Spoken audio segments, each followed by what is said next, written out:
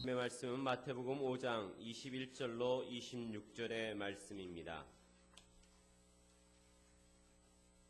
마태복음 5장 21절로 26절의 말씀, 우리 다 같이 믿음으로 합독하시겠습니다.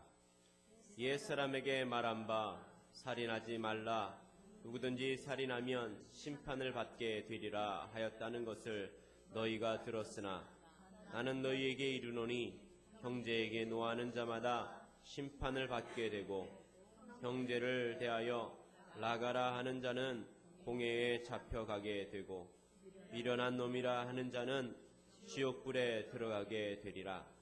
그러므로 예물을 제단에 드리려다가 거기서 내 형제에게 원망 들을 만한 일이 있는 것이 생각나거든 예물을 제단 앞에 두고 먼저 가서 형제와 화목하고 그 후에 와서 예물을 드리라. 너를 고발하는 자와 함께 길에 있을 때에 급히 사화하라. 그 고발하는 자가 너를 재판관에게 내어주고 재판관이 옥리에게 내어주어 옥에 가둘까 염려하라. 진실로 내가 이르노니 내가 한 푼이라도 남김이 없이 다 갚기 전에는 결코 거기서 나오지 못하리라. 아멘. 함께 하시는 줄로 믿습니다. 우리 옆에 있는 사람 손을 꼭 잡고 축복합니다. 예수님 이름으로 사랑합니다. 이 아침에 좋은 일이 있습니다. 한 번 더 축복합니다. 우리 한번 기도하겠습니다. 하나님께서 우리를 사랑하셔서 좋은 것들로 채워주시리라 믿고 우리 이 자리에 찾아왔습니다. 하나님이 원하시는 것은 믿음이에요. 무엇을 믿으라는 거죠? 하나님은 살아계시고 하나님을 찾는 자들에게는 상 주시는 자이심을 믿어야 할지니라고 말씀하셨습니다. 하나님과 우리의 관계는 믿음의 관계입니다. 믿고 구하는 자 만나 주셔야겠다고 약속하셨습니다. 이 시간 우리 믿음으로 우리나라와 우리 민족, 이 미국 땅, 우리 자녀들, 우리 교회 공동체 예배드리는 모든 일들 다 내려놓고 주님 앞에 일청하시고 통성으로 기도하겠습니다. 주여! 할렐루야. 하나님 아버지 감사와 찬양을 드립니다. 하나님 지켜주시고 긍휼하게 해주시고 하나님 일하여 주시긴 데 주시니 감사합니다.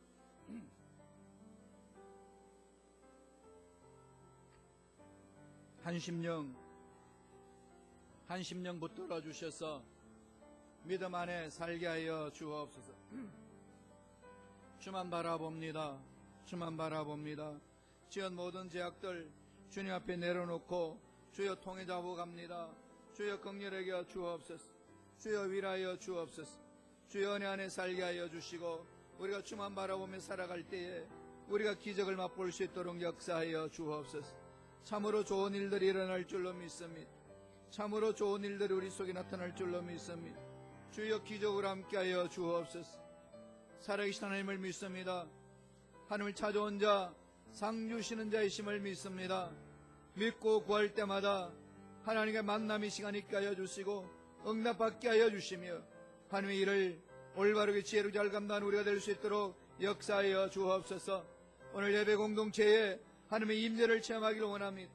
하나님의 임재를 체험하기를 원합니다. 아버지 역사하여 주옵소서.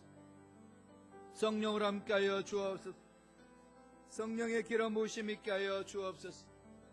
하나님의 놀라운 은혜가 임하기를 원합니다. 하나님의 놀라운 은혜가 우리에게 임하기를 원합니다. 아버지 역사하여 주옵소서. 우리는 연약해서 아무것도 할 수 없지만 하나님은 능히 하실 수가 있는 줄로 믿습니다. 주여 우리를 붙들어 주시고 주여 인도하여 주시고 보살펴 주옵소서. 하나님을 찬양합니다. 하나님 찬양합니다. 우리 민족 아버지 북한 동포 긍휼하게 해주시고 남북 통일하게 있게 하여 주시며 이 미국 땅이 새로워지게 도와주시고 우리 교회 붙들어 주시고 쓰임받게 하여 주시며 우리 자녀들 하나님을 만나게 하여 주시고 하나님이 주신 비전을 가슴에 품게 도와 주옵소서. 할렐루야. 주님을 찬양합니다. 할렐루야. 주님을 찬양합니다. 오 성령님 역사하여 주옵소서. 믿습니다. 임하소서. 임하소서. 좋으신 하나님, 하나님께서 오늘 우리 귀한 생명 주셔서 예배 공동체로 우리들의 발걸음을 인도해 주시니 감사합니다. 지은 모든 죄악들 내려놓고 통해 자복했습니다.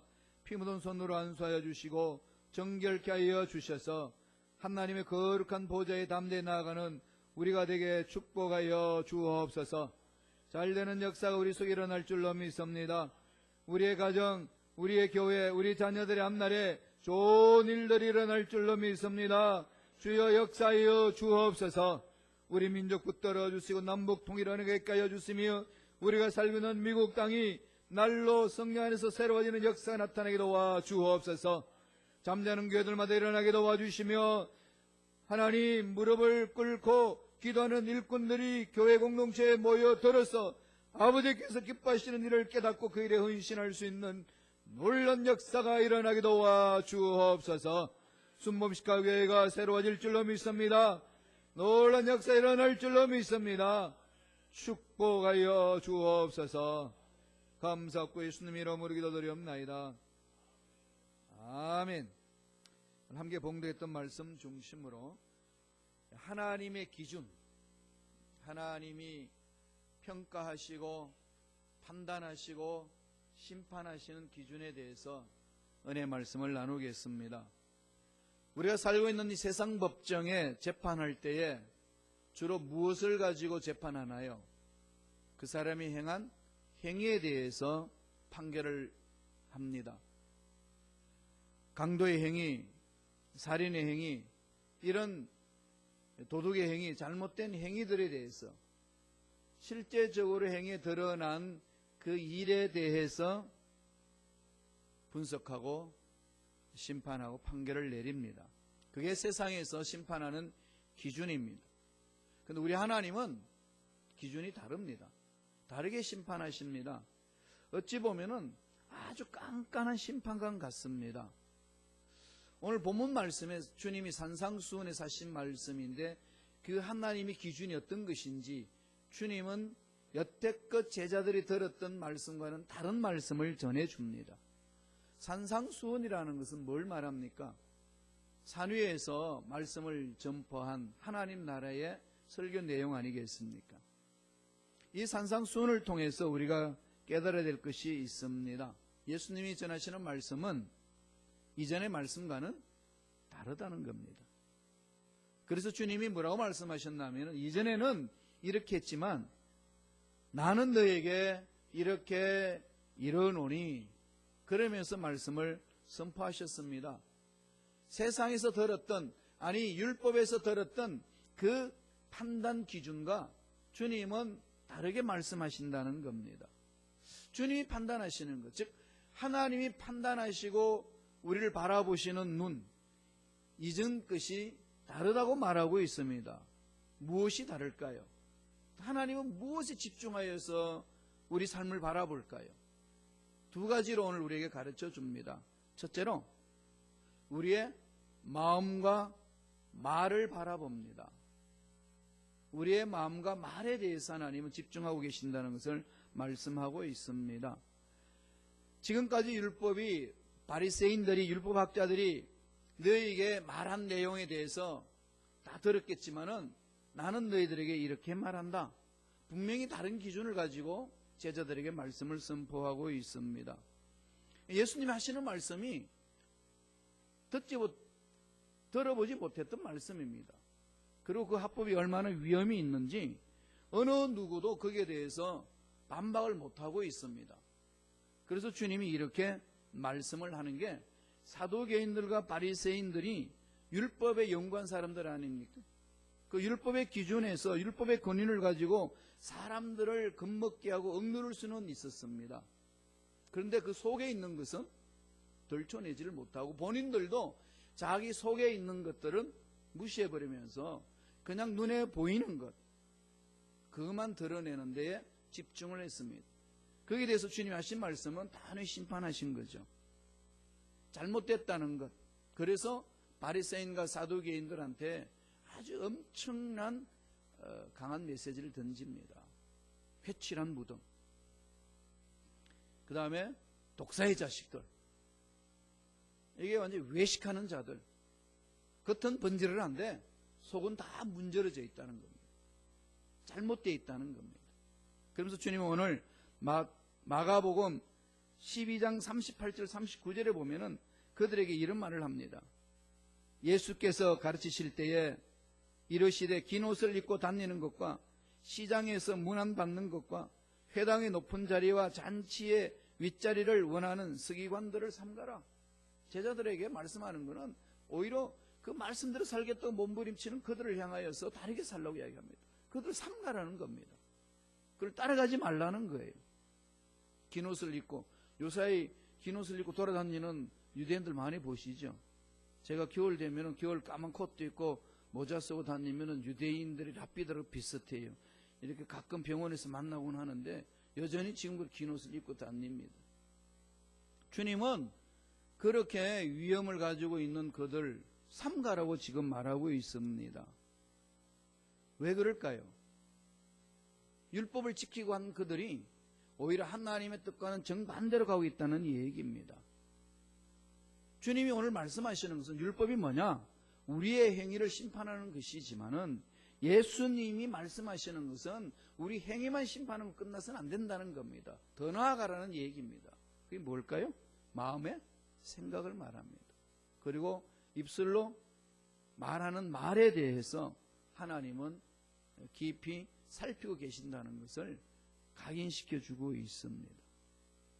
그러니까 우리들이 생각하지 못했던 것, 마음은 숨어져 있기 때문에, 그리고 말은 자유롭게 말해도 특별히 이 실정법에 대해서 그렇게 제재를 받지 않는 상황이 있으니까 쉽게 생각하고 쉽게 말하는 것이 그 당시에나 지금이나 동일하게 주어져 있습니다. 그러니까 주님이 그런 모습을 바라보시면서 너희들이 행위 율법에 대해서만 지금 이야기하지 말고 그 행위 율법이 나오기까지 너희들 마음속에 있는 마음의 생각이 어떤지, 말하고 있는 것이 어떤지를 돌아보는 그 말씀입니다. 왜 그 당시 바리새인들이 율법을 지키면서 위선자들이 되었을까요? 자신의 생각은 죄가 아니라고 생각했기 때문에 그렇습니다. 자신의 마음은 어떤 마음을 품든지 죄가 아니라고 생각했기 때문에 생각과 마음과 행동하는 것이 달라도 상관없다고 생각합니다. 자신의 죄가, 마음속에 있는 죄가 발각만 되지 않는다면 괜찮다고 생각을 했습니다. 이 부분을 강력하게 주님은 지적해 주는 겁니다. 우리가 예수를 믿는 사람을 뭐라고 이야기하나요? 영어로 saint라고 그럽니다. 성도입니다. 성자입니다. 성도라는 사람이 어떤 분이죠? 예수를 믿음으로 거룩해지는 사람들입니다. 예수를 믿음으로 죄에서 벗어난 자들이에요. 죄에서 벗어났고 구원을 받았다는 것은 거룩한 자라는 그 얘기입니다. 거룩하다는 정의가 어디에 있죠? 죄악에서 벗어나 있는 것. 죄악에서 떨어져 있는 사람이 거룩한 사람들입니다. 그러니까 예수 믿는 사람은 거룩한 자들이에요. 우리는 거룩을 위해서 부르심을 입었습니다. 율법을 주신 것도 거룩을 위해서 달려가게 했습니다. 늘 하나님의 말씀하시죠. 내가 거룩하니 너희도 거룩하라. 나를 믿느냐? 그러면 너희는 거룩해야 된다. 이 말씀입니다. 예수님이 하시는 말씀과 지금 서기관들이 바리새인들이 말하는 율법에는 차이가 있습니다. 그래서 주님이 나는 너에게 이렇게 말한다 그러면서 말씀을 선포하고 계십니다. 한번 다 같이 한번 읽어보죠. 마태복음 5장 21절 22절입니다. 다 같이 읽겠습니다. 옛사람에게 말한 바 살인하지 말라. 누구든지 살인하면 심판을 받게 되리라 하였다는 것을 너희가 들었으나 나는 너희에게 이르노니 형제에게 노하는 자마다 심판을 받게 되고 형제를 대하여 라가라 하는 자는 공회에 잡혀가게 되고 미련한 놈이라 하는 자는 지옥불에 들어가게 되리라. 어마어마한 말씀을 하시는 거죠. 오늘 그리스도인들은 이 말을 그냥 무시해버립니다. 근데 주님은 이것을 강조하고 계십니다. 너희들 이전에 들었지? 살인하지 말라. 심판받는다. 근데 내가 너에게 말한다. 그러면서 하시는 말씀이 형제에게 노하는 자 심판받고 형제에 대해서 라가라는 자 공에 잡혀가고 미련한 놈이라는 자는 지옥불에 들어가게 된다라고 아주 강한 어투로 말씀을 합니다. 거룩이라는 게 뭘 말하는 건가요?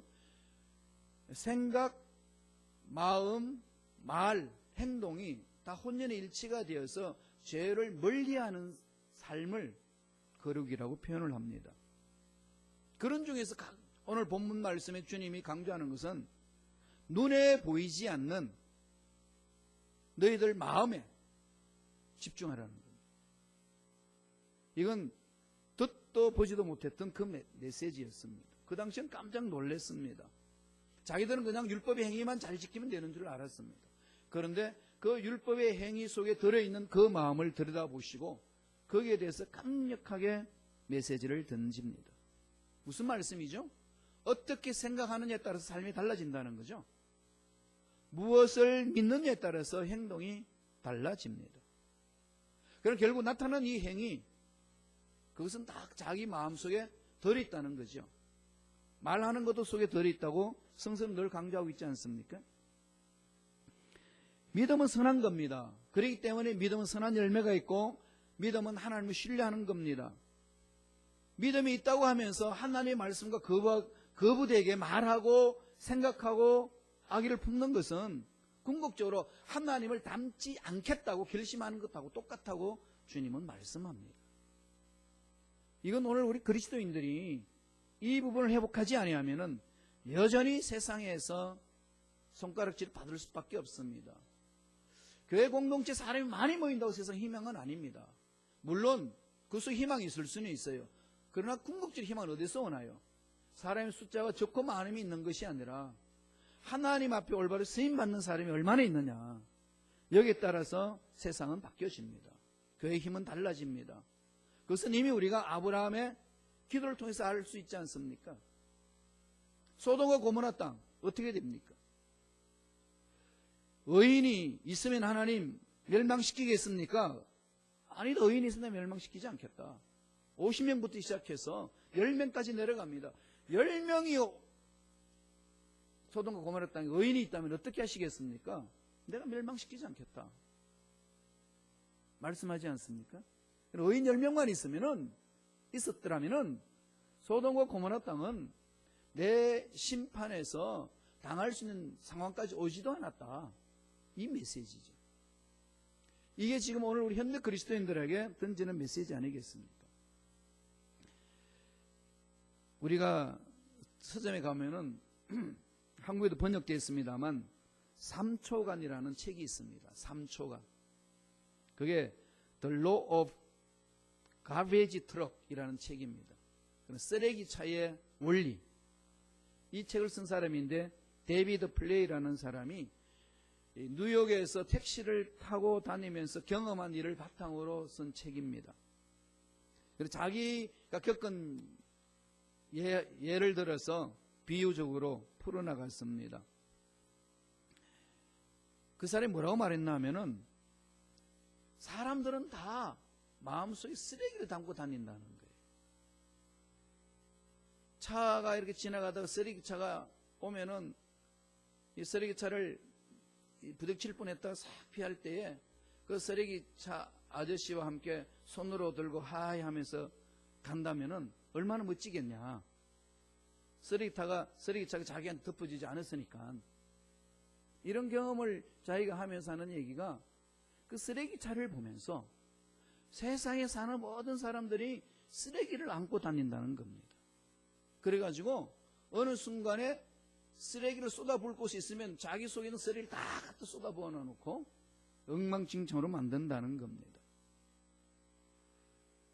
그런 쓰레기에 대해서 벗어나면 어떻게 해야 되느냐? 그분은 3단계로 이야기를 합니다. 내 속에 들어있는 이 쓰레기가 있는데 외부로부터 어떤 충격을 받았을 때 속에 있는 쓰레기를 그냥 쏟아내지 않을 수 있는 방법이 뭐냐? 3단계를 이야기를 합니다. 첫 번째 단계는 지금 내뱉고 싶은 말이 내 자신에게도 도움될 것인지 스스로 질문해 보라는 겁니다. 두 번째는 내게 화를 내는 상대 혹은 화가 나려는 자신에게 행운을 빌어줄 수 있는 미술을 짓는 단계가 2단계. 그리고 세 번째, 내가 하고 있던 일 혹은 하려고 했던 일에 바로 돌입하는 것 3단계. 이런 단계를 거치면서 자기가 이 쓰레기를 안고 있는 사람들과의 만남 속에서 나한테도 쓰레기 있고 그 사람들도 쓰레기 있는데 그 만남 속에서 서로 쓰레기를 덮어씌우지 아니하는 방법을 설명을 해주고 있습니다. 그런데 핵심인 것은요, 1단계입니다. 1단계, 내 속에 있는 쓰레기를 다른 사람한테 쏟아붓지 않도록 마음을 다스리는 것은 시간이 3초면 필요하대요. 3초면 충분하다는 겁니다. 이 3초를 참지 못해서 스스로 감정의 폭군이 되어가지고 그냥 쓰레기를, 자기 속에 있는 쓰레기를 다 갖다 붓고 또 다른 사람의 쓰레기도 다 자기가 끌어안고 그러면서 쓰레기로 그냥 엉망진창으로 만드는 일들이 이 세상에 절비하다는 얘기입니다. 자기가 살펴보니까 성공한 사람들은 쓰레기차가 자기에게 쓰레기를 쏟아부으도록 내버려두지 않는다는 겁니다. 또 자기 속에 있는 쓰레기도 다른 사람에게 그냥 갖다 붓지를 않는다는 겁니다. 그러면서 하는 말씀이 쓰레기통 뚜껑을 잘 단속하라. 쓰레기통 뚜껑을 잘 단속하라는 거죠. 이 사도 바울이 자기 내면의 세계를 막 분석하면서 도대체 내가 왜 이러는지 모르겠다. 나는 정말로 죄악 중에 죄를 범하는 자요. 공고한 사람이다. 누가 이 죄악의 몸 건져내라. 그 고백했던 말씀과 똑같습니다. 3초간의 그 책은요, 무슨 말을 해주고 싶은가 하면은 행동으로 나오기 전에 내 마음에 무엇이 담겨져 있는 것을 점검해 보라는 거예요. 이 점검을 하는 것이 그리스도인의 삶이라고 강조하고 있습니다. 예수님 오늘 그렇게 말합니다. 우리 마태복음 5장 22절 한 번 더 천천히 읽어보겠습니다. 다 같이 한 목소리 읽습니다. 나는 너에게 이르노니 형제에게 노하는 자마다 심판을 받게 되고 형제를 대하여 라가라는 자는 공회에 잡혀가게 되고 미련한 놈이라 하는 자는 지옥불에 들어가게 되리라. 여기에서 노한다는 것은 다 잘 알잖아요. 근데 여기서 성경에서 주님 하시는 말씀이 노하는 자마다 심판을 받게 된다는 것. 그러니까 마음에서 살인 품은 거하고 행동으로 살인 품은 거하고 주님은 같이 보겠다는 겁니다. 무슨 말씀 아니셔요? 더 나아가서 뭐라고 그럽니까? 라가라 한다. 라가가 무슨 말인가요? 바보야. 이 바보라는 뜻입니다. 라가는 형제에 대해서 이 바보야. 좀 하나님의 형상에 대해서 많이 질타하는 거죠. 이것은 공회에 잡혀간다. 공회에 잡혀간다는 것은 살인죄를 범한 사람들이 잡혀가는 것을 말합니다. 이미 마음으로 말로 살인해버렸다는 겁니다. 여러분 자녀들에 대해서 어떻게 말하고 있나요? 이 말씀을 비추어서 내가 자녀들에게 내받는 내 말이 얼마나 큰 죄악이 있는지 우리는 돌아볼 수 있지 않겠습니까? 우리 성도들 관계도 마찬가지입니다. 미련한 놈, 쉽게 우리가 던진 말인데 이 말을 한 자에 대해서 주님이 뭐라고 그러나요? 지옥불에 들어가게 되리라. 무섭잖아요. 그만큼 우리의 마음과 우리의 생각과 우리의 말에 대해서 조심하라고 강조하고 있습니다. 이런 것들을 속으로 죄를 지으면서도 자기는 아무것도 그렇지 않는 것처럼 움직이는 것 자체가 주님이 보시기에는 위선자라고 이야기를 하고 있습니다. 참 우리가 말하는 거 조심해야 돼요. 혼자서면 내뱉을 수 있어요. 그런 것들 주님 앞에 나와서 우리가 털어버리고 회개를 하게 되지만은 용서를 구하면은 그걸로 끝날 수 있겠지만은 우리들의 마음의 생각이나 말은 인간관계 속에서 일어날 때 문제가 됩니다. 그렇잖아요. 특별히 성도들 간의 신앙생활에 나갈 때는 관계 형성이에요. 신앙은 관계 형성이잖아요. 하나님과 나의 관계를 형성하고 나와 너와의 관계를 형성하고 나와 나 자신의 관계를 형성해 나가는 거거든요. 그 속에 죄악이 들어오면은 하나님과의 관계가 깨진다는 겁니다. 이걸 강력하게 다루고 있습니다. 한국에 유명한 MC가 있어요. 유재석 씨라고 들어보셨나요? 아주 그냥 국민의 MC라 그러죠. 유재석. 아직까지 지금 롱런하고 인기 최고입니다. 문 여성들이 신랑감을 유재석으로 꼽고 있어요. 그래서 아주 인기탑을 향해 달려가는데 그분이 말을 많이 하면서 살잖아요. 그래서 워낙 말을 많이 하니까 자기 말 한마디가 얼마나 큰 영향력을 끼치는지를 실감하고 그 소통의 법칙 10가지를 만들었더라고요. 이거 완전 성경적이에요. 10가지를 만들었는데요. 뭐라고 말했냐면은 앞에서 할 수 없는 말은 뒤에서도 하지 마라. 뒷말은 가장 나쁘다. 말을 독점하게 되면 적이 많아진다. 적게 말하고 많이 들어라. 들을수록 많이 들어줄수록 내 편이 많아진다는 거예요. 목소리 톤이 높아질수록 뜻은 왜곡된다. 흥분하지 마라. 낮은 목소리가 힘이 있다. 저는 워낙 목소리가 크기 때문에 이 말이 그냥 제 가슴에 그냥 박혀요. 그렇지. 아무것도 아닌데 목소리가 커지면은 괜히 듣는 사람이 이상하게 듣습니다. 귀를 훔치지 말고 가슴을 흔드는 말을 해라. 듣기 좋은 말을 하는 것보다도 마음에 남는 말을 하는 자가 되라. 내가 하고 싶어하는 말보다도 상대방이 듣고 싶은 말을 해라. 하기 쉬운 말보다는 알아듣기 쉽게 이야기하라는 겁니다. 칭찬하는 말에 발이 달렸다면 흠담에는 날개가 달려있다. 이게 너무 이렇게 와닿지요. 나의 말은 반드시 전달됩니다. 묘하게 전달돼요. 하지 말라.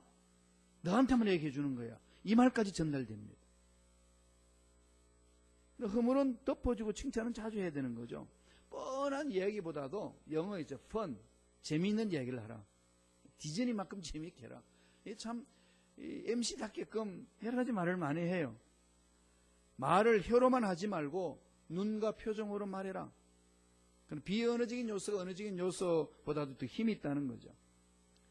그리고 정말로 가슴에 새게 될 말입니다. 입술의 30초가 마음의 30년이 된다. 말 한마디가 사람 죽고 사는 문제, 성경에서 다루는 것을 이렇게 풀이하고 있습니다. 혀를 다스리는 것은 나이지만은 내 뱉어진 말은 나를 다스린다. 말이 나를 올가매는 거죠. 그래서 우리가 말할 때에 내 마음을 늘 잘 보살피는 훈련을 해야 됩니다. 이사야가 하나님한테 부르심을 받았을 때에 그 거룩한 하나님을 바라보면서 거룩하다 거룩하다 홀리 홀리 홀리 세 번을 외치면서 고백한 말이 있습니다. 나는 하로다 하로다 하로다. 이 말 한국말로 말하면 뭐라죠? 나는 망했다 망했다 망했습니다 라고 하니까 천사가 내려와가지고 그 입술에 숯불을 댔다고 했습니다. 그래서 입술에 숯불을 대면서 정화되었다 라고 이야기를 합니다. 그런데 이 말을 원문으로 살펴보면요, 숯불이라는 말은 없습니다. 숯불 말이 없고 재물을 태우는데 거기 밑에다가 돌을 깔아 놓습니다. 그러면은 재물을 거기다 올려놔 놓고 불을 올려놓으면은 돌이 뻘겋게 달아오릅니다. 뻘겋게 달아오른 그 돌덩이를 숯불이라고 우리 성경에는 표현을 했습니다. 그거를 이사야 입에다 갖다 댔다는 거예요. 어떻게 됐죠? 입이 찢어졌지. 입을 찢은 거예요. 우지직하고 찢어버렸다는 그 말씀입니다. 그러니까 내 제단 숯불이 내 입에 닿았으니 이제 내 죄는 다 사함을 받았느니라. 제단은 뭐죠? 죽음이라는 뜻이지 않습니까? 너희 입술은 이젠 하나님의 것이 되었다. 우리가 신앙생활하면서 우리가 함부로 말하는 그 입술에 대해서 제단의 숯불로 된다는 그 의미, 하나님의 말씀으로 정화시키라는 겁니다. 이건 훈련해야 돼요. 누구든지 말은 자유롭게 할 수 있지만은 그 한마디 한마디가 사람의 마음을 다 뒤집어 놓고 공동체가 어려움 속에 빠지고 여러 가지 고통을 당할 때가 많습니다. 이 부분은 철저하게 우리가 다뤄내야 됩니다. 특별히 우리 순범식가교회 공동체 신앙생활하는 저와 여러분, 우리가 서로 잘 알기 때문에 말이 쉽게 나올 수 있습니다. 오히려 더 가까운 사람, 더 친한 사람에게 말 조심을 더 해야 됩니다. 잘 아시잖아요. 하나님의 사랑을 체험한 저와 여러분들의 한마디 한마디는요, 너무 중요합니다. 왜 그럴까요? 하나님이 그것을 지켜보고 계시기 때문에. 너희들이 무슨 말을 하든지 내 귀에 들리는 대로 내가 해주겠다고 약속하셨습니다. 그럼 우리가 말할 때 늘 하나님을 의식하면서 하는 것, 의식하면서 말하는 그런 자가 되어야 된다는 거죠. 그것을 가지고 코람데오 신앙이다, 하나님 면전 앞에서 올바르게 서는 자의 신앙이라고 성서는 우리에게 가르쳐주고 있습니다. 하나님이 우리를 판단하고 심판하는 기준은요, 우리 마음과 말이라는 것을 잊지 마세요. 두 번째는 어떻게 하나님의 기준을 정하실까요? 다른 사람들과의 관계를 바라보십니다. 다른 사람들과 어떤 관계를 맺고 사느냐, 이겁니다. 우리 신앙은 하나님을 사랑하고 이웃을 내 몸과 같이 사랑합니다. 하나님과는 나는 뜨겁게 사랑하는데 이웃과는 사랑하지 않아도 돼. 이것은 신앙이 반쪽입니다. 올바른 신앙이 아니라는 겁니다. 오늘 마태복음 5장 23절 24절에 우리 한번 말씀 한번 읽어볼까요? 다 같이 한 목소리 읽겠습니다. 그러므로 예물을 제단에 드리다가 거기서 내 형제에게 원망 들을 만한 일이 있는 것이 생각나거든 예물을 제단 앞에 두고 먼저 가서 형제와 화목하고 그 후에 와서 예물을 드리라. 이걸 좀 깊이 우리가 되새겨 봐야 됩니다. 예배가 우리 중요하잖아요. 예배 성공해야 우리 신앙생활의 성공입니다. 예배가 살아야 우리 삶이 삽니다. 이건 목숨 걸고 지키는 것 아니겠습니까? 그런데 오늘 주님은 한 단계 더 나아가서 우리에게 말씀하죠. 예배 드리는 자로서 우리의 자세가 중요하다고 강조합니다. 예배가 중요한데 그 예배 속에 들어가는 예배하는 자들의 자세가 그렇게 중요하다고 말하고 있습니다. 말씀을 가만히 살펴보니까 어떻게 얘기하나요? 예물을 가지고 제단에 드리다가 생각났습니다. 아, 내가 그 형제에게 원망 들을 만한 일이 있네. 이런 일이 있으면은 큰 일이 아닐 수도 있는데 마음에 양심의 가책이 있으면은 풀라는 얘기입니다. 그냥 가서 그냥 내가 이런 양심이 있으면 푼다 이렇게 하는 게 아니라 준비해야 돼요. 기도로 준비하고 또 하나님이 그 심령을 만져주도록 기도하시고 이거 풀어내라는 겁니다. 이건 우리 신앙생활하면서 수없이 경험 많이 하죠. 부부지간, 부모, 자식지간에도 친구들 사이에도 성도들과 관계 속에서도 얼마나 많은지 모릅니다. 그런데 이 말씀 속에서 참 어려운 것이 있습니다. 이해하기도 어렵고 실천하기도 어려운 게 있습니다. 5장 24절이에요. 5장 24절 한번 읽어볼까요? 예물을 제단 앞에 두고 먼저 가서 형제와 화목하고 그 후에 와서 예물을 드리라. 그냥 화해하려고 노력해라. 너의 잘못을 빌고 이렇게만 되었다면 참 쉬운데 예물을 제단 앞에 두고 다시 가서 형제와 화목하고 난 후에 예물을 드리고 예배를 드려라. 이 얘기입니다. 무수의 왜 예물을 두고 가라고 그랬을까요? 질문을 많이 합니다. 여러분 왜 그런 것 같아요? 예물 가지고 가면은 돌아오겠어요? 사람 마음이 그래요. 마음이 다른 데가 있습니다. 물질이 있는 곳에 내 마음이 있다고. 지금 그렇게 하나님 앞에 결심을 이야기를 하는 거죠. 하나님 풀겠습니다. 올바로 살게 수 있고 관계 속에서 넘어질 수 있습니다. 그래서 안 보면 말지 이렇게 우리가 팽개치기 참 쉽습니다.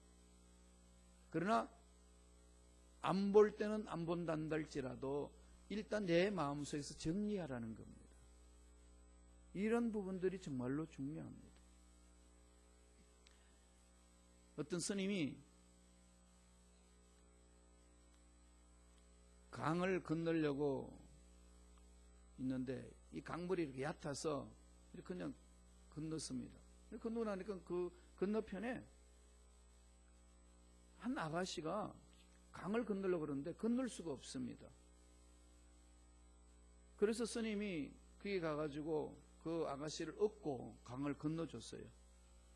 그걸 지켜보고 있던 다른 스님이 그럽니다. 스님, 스님은 훈련받고 있는 돌을 닦는 사람인데 어떻게 그렇게 아리따운 아가씨를 등에 습득 업어서 이 강을 건널 수 있습니까? 그랬더니 그 아가씨를 등에 업어서 강을 건너줬던 그 스님이 이렇게 말합니다. 아니, 자네는 아직까지 그 아가씨를 등에 업고 있네. 안 떠났다는 거예요. 마음을 정리하라는 거예요. 세상도 이렇게 삽니다. 그죠? 예수 믿는 저와 여러분은 마음속에 인간관계 속에서 거리낌이 있으면 틀어버리셔야 돼요. 이건 노력해야 됩니다. 몸부림쳐야 돼요. 왜 그럴까요? 누가복음 10장 27절 주님이 명령하셨기 때문에 그렇습니다. 읽어보겠습니다. 다 같이.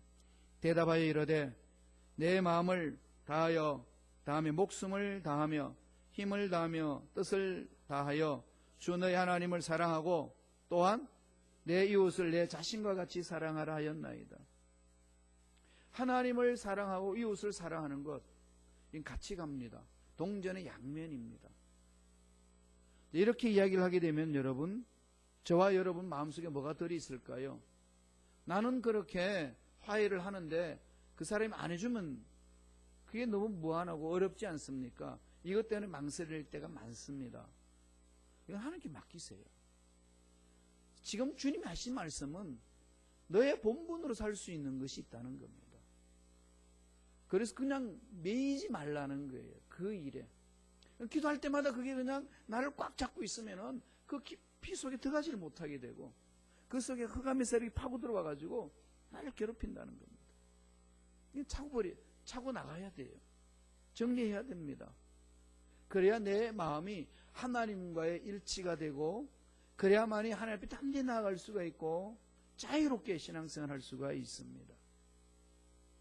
오늘 말씀을 보면은요, 마태복음 5장 25절에는 주님이 더 강하게 말씀합니다. 한번 읽어볼까요? 너를 고발하는 자와 함께 길에 있을 때에 급히 사화하라. 그 고발하는 자가 너를 재판관에 내어주고 재판관이 우리에게 내어주고 옥에 가둘까 염려하라. 어떤 법적 문제가 일어났을 때에 그런 것 때문에 그냥 물고 늘어지지 마라. 그리스도인들의 삶은 빨리 그것을 푸는 방법으로 가야 된다. 아니, 급히 사화하라. 급하게 이 문제는 해결하고 나가라고 이야기를 합니다. 그런데 여기에서 또한 주님이 계속 우리에게 강조하고 있는 것은 이 모든 불화의 책임을 환경이나 사람한테 전가하지 아니하고 나한테 묻고 있습니다. 나에게 묻고 있어요. 관계 형성이 잘 안 됐던 것은 나한테 하나님이 책임을 묻고 있습니다. 어떤 일로 내가 화를 냈는지, 어떤 일로 내가 갈등을 발생하게 됐는지 따지지 말고 일단 너 자신을 돌아보라. 이겁니다. 자, 이럴 때가 되면은, 이런 상황이 놓여지면은 너무나도 참 문제가 많지 않습니까? 왜냐하면 쉽게 화를 내는 나 자신을 보라는 것. 참 쉽지 않습니다. 왜? 너무 쉽게 화를 낼 때도 많이 있고 나도 모르게 화가 막 나올 때도 있는데 이러한 부분에 대해서 주님이 뭐라고 말씀하시나요? 하나님과의 사랑의 문제도 있다는 겁니다. 하나님의 놀란 사랑이 내 마음속에 강하게 임재하고 있으면은 그 사랑의 힘으로 능히 그것을 극복할 수 있는 힘이 있는데 그 사랑에 잠기지도 못하니까 늘 환경을 탓하게 되고 남을 탓하게 되는 어리석은 신앙생활을 하게 된다는 그 말씀입니다. 오늘 보면 마지막에 보면은요, 이 성례는 것이 하나님과의 직접적인 연관이 있다는 걸 가르쳐 줍니다. 우리의 어떤 화가 나는 환경 보면은 화를 내게 하는 그 사람에 자꾸 집중하지 않아요. 화를 내게끔 만드는 그 환경에 이렇게 집중하게 되는데 하나님은 너 자신을 보라는 겁니다. 참 쉽지 않은 부분이죠. 그렇기 때문에 우리는 어떻게 됩니까? 무릎을 꿇고 몸부림쳐야 됩니다. 거기에 대해서 주님이 말씀하는데요. 성례는 것은 하나님과 직접적인 연관이 있다는 관점에서 26절 한번 읽어보십시오. 마태복음 5장 26절입니다. 다 같이 읽겠습니다. 진실로 내게 이르노니 내가 한 푼이라도 남김없이 다 갚기 전에는 결코 거기서 나오지 못하느라. 한 푼이라도 단순히 돈의 문제가 아니라 하나님과의 관계 차원에서 이 문제가 정리되지 아니하면 네가 자유롭지 못한다. 이걸 우리는 주님 앞에 내려놓고 몸부림쳐야 됩니다. 언제 하나님의 심판대가 나를 기다리는지 모릅니다. 언제 올는지 몰라요. 언제 나를 덮칠는지 모릅니다. 아무도 알 수 없는 하나님의 심판대입니다. 그러나 그 심판대 앞에 누구나 가야 됩니다. 그때 가서 이런 핑계 저런 변명 이야기해봐야 아무 상황이 없다는 겁니다. 이걸 언제 하라고 말씀하시나요? 생명을 가지고 살아있는 지금 여기에서 풀라는 겁니다. 우리 교회 공동체에서 혹시 여러분 이런 것이 앙금이 있다면 지금부터 풀어냅시다. 풀어내셔야 돼요. 풀 수 있는 방법을 찾아야 됩니다. 관계 속에서 어떤 자세로 대하느냐 하나님 지켜보시기 때문에 우리는 그냥 못 넘어갑니다. 제가 5년 동안 순범식학교에 목회를 하면서 수많은 생각, 수많은 계획들 다 이렇게 뒤로 하고 내린 결론이 그겁니다. 이 두 가지는 정확히 하자. 하나님과의 나와의 관계, 나와 이웃과의 관계. 이게 주님은 너무나도 중요하게 생각하고 강조하고 있다는 사실. 이게 우리가 제대로 안 되어 있는 상황 속에서 무엇을 한다는 것 자체가 너무나도 본질을 벗어난 다른 것에 끌려가고 있다는 것을 제가 처절하게 지금 깨닫고 있습니다. 5년 동안 무엇을 위하여 선포하고 목회하고 사역했는지 돌아보게 하시는 하나님의 은혜가 있습니다. 이 두 가지 문제, 하나님과 나의 관계, 나와 너와의 관계, 이걸 조금 더 한번 깊이 있게 생각하고 돌이키는 그러한 신앙인이 되시기를 축원합니다. 그러니까 문제 푸는 방법은 뭔가요? 내면을 보는 거잖아요. 내 내면. 하나님은 살아계십니다. 우리가 믿는 하나님, 우주 만물을 창조하신 전능자십니다. 하나님은 죽은 자도 살리시고 없는 것도 있게 하시는 하나님이십니다. 사람을 보고 환경을 보면 절망할 수밖에 없습니다. 저도 환경을 보고 사람을 보면서 5년 동안에 절망을 정말로 많이 했습니다. 이게 다 불신앙이었더라고요. 환경이 문제가 아니고 사람의 문제가 아니고 이 김 목사의 문제였습니다. 이걸 안 돌이키고 어떻게 하나님의 일을 감당할 수 있겠습니까? 살아계신 하나님이 계시는데 그분을 만나면은 그분이 모든 문제를 풀어주시겠다고 분명히 약속하셨는데 우리가 그런 것들은 뒷전에 두고 지금 내가 하고 싶은 것들에 끌려다니면서 신앙생활 한다는 것 자체가 유일배반적이라는 얘기입니다. 그래서 오늘 주님이 우리에게 푸는 열쇠를 주셨습니다. 자신을 돌아보라는 겁니다. 내가 어떤 마음으로 신앙생활을 하고 있고 어떤 말을 하면서 신앙생활을 하고 있는지 돌아보라는 겁니다.